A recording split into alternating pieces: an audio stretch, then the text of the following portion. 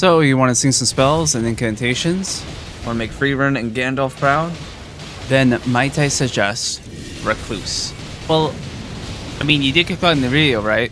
That's the reason you're here. Oh, I forgot to say I'm T-Jinx. I love singing spells. So, let's get started and go over Recluse's stats. She has an S scaling in both Int and in Faith, a C in Dex and Arc, and a D in Strength, so it's best to run as many spells as you can grab. It does help though, however, to have a melee weapon to help get up your teammates when they're down. Or if they get down. Depends on who you get and stuff like that, but always good to have nonetheless. She does have a D in Health, an A in FP, and a C in Stamina, which allows for a balanced caster style. Definitely not, frontliner, but still be able to cast the spells. Now that we've gone over her stats, let's go over her abilities. So her passive ability is called Elemental Defense. It allows her to discover affinity residues that can be collected to replenish FP, which means that when you cast a spell, do an incantation, or an enchantment hits an enemy or your teammate, you can collect it and restore FP to you. When you collect those affinities, they can be played into her character skill called Magic Cocktail.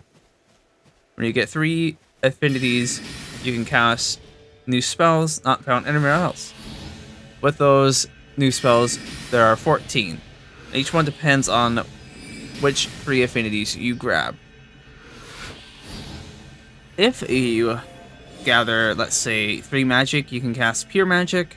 When you cast a spell, you encircle a target and attacks them for some time. It will hit other enemies in the area nearby them, but they do have to be pretty close. If you collect 3 fire affinities, you will cast Pure Fire. It will throw a whirlwind of flame, and the fire will spread around a small area, burning anything standing within it for a short time. 3 lightning affinities, you will cast Pure Lightning, which will coat Recluse in a lightning aura, giving her a bolster to her dodging, making her super quick, giving you like a Bloodhound step. Collecting 3 Holy, you will cast Pure Holy, bolstering her poise and increasing damage negation for a short period of time.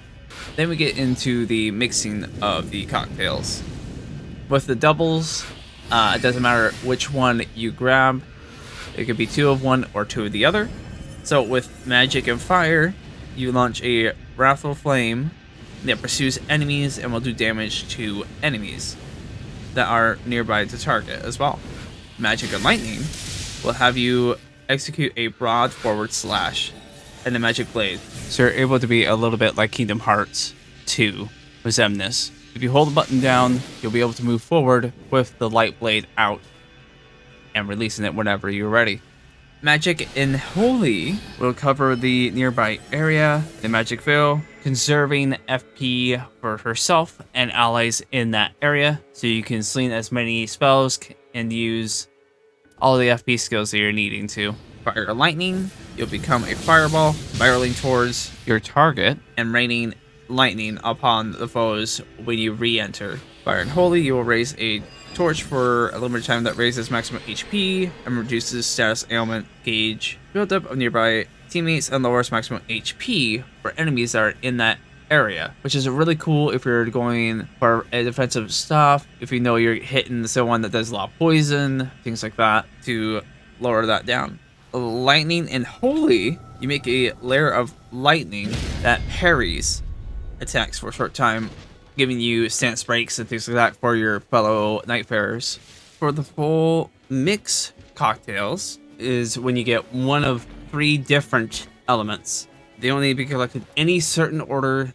Don't need to do like Magic, Fire, Lightning, do it. You can do Fire, Lightning, Magic, any order you want. Starting with the Magic, Fire, Lightning, you will conjure a forward exploding gravity orb.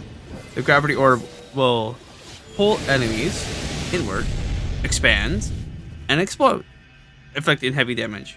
Make Gojo proud a little bit, doing a little hollow purple. Magic, fire, lightning, pulling off your inner firebender.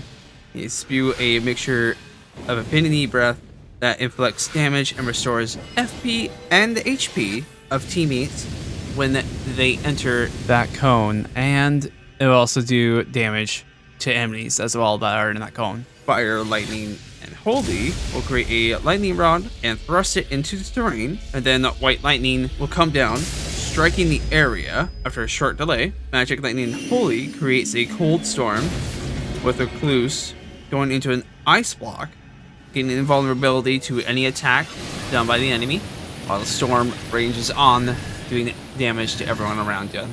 And with that, that's all 14 cocktails. That's so cool to me.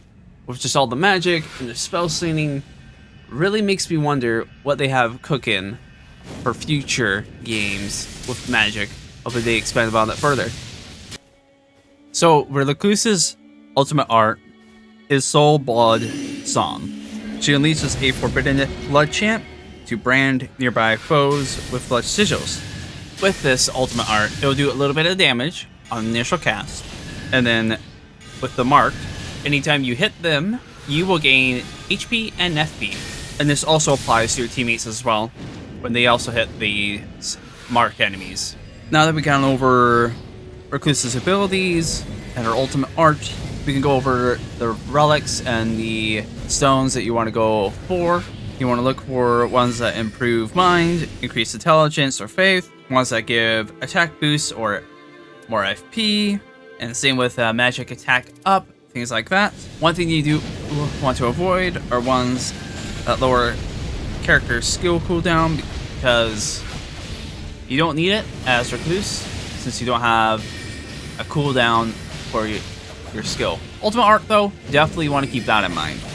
And same with the ones that change the weapon arts, you don't really need that either. During your runs in the night, make sure you look out for staffs and seals, lower FP costs of spells, and obviously the ones that have different spells as well. Same with 4 weapons as well.